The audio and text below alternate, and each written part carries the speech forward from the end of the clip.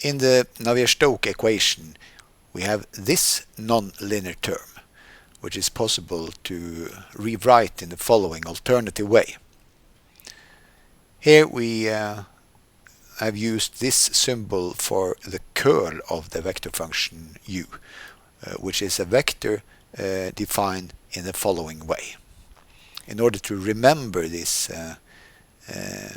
rule, just take the determinant of this matrix.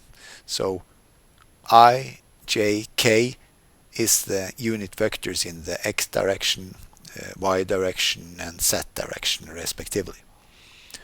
And we just use these symbols, the partial derivative with respect to x, with respect to y and z respectively. And at the lower row we use the first component of the vector, the second component of the vector, and the third component of the vector. Remember, we do not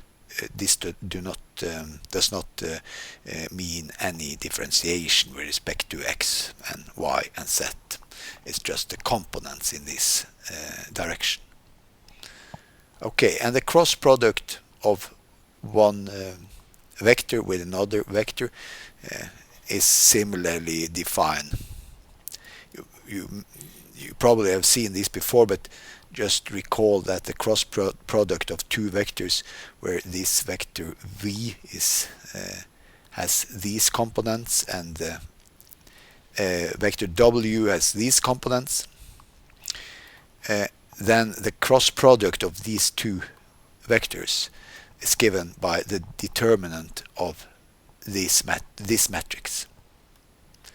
So in order to find this determinant, we just take this unit vector and multiply with the underlying determinant. This times this minus this times this. And well, we have done you have done this probably many times before, so I do not go into details. If you don't remember this, you should consult, for example, the book of Christy. Okay, so the cross product can be written in this way if we use this type of vector symbol. Well, if we now implement this alternative term into the Navier-Stokes equation, we obtain this equation. And when it's no rotation in the fluid, it turns out that the curl of u is equal to 0. So we will assume this from now on, that it's no rotation in the fluid. Moreover, we will assume that the viscosity here on the right hand side is 0.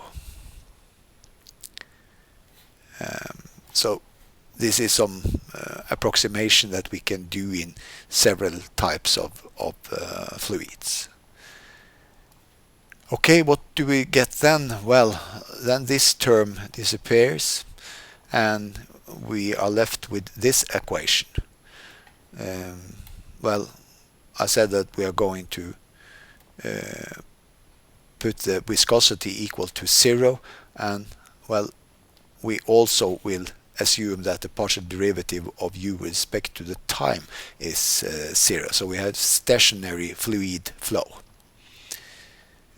What's happening then? Well, then this term vanishes and this term vanishes, and we are left with the gradient of this scalar function, that this should be 0.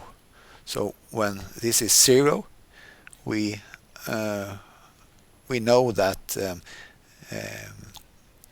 this, what we are taking the gradient of, must be constant, at least for several types of domains, in particular simply connected domains.